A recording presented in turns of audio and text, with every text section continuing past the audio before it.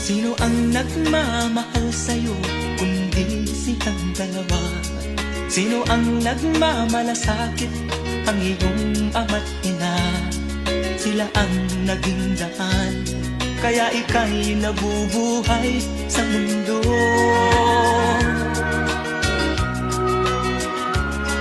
Ano man ang mangyari, hindi sila magbabago.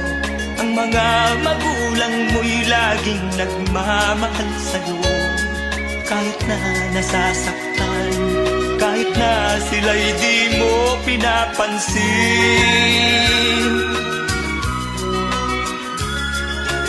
Kung nalalaman mo lang mga hirap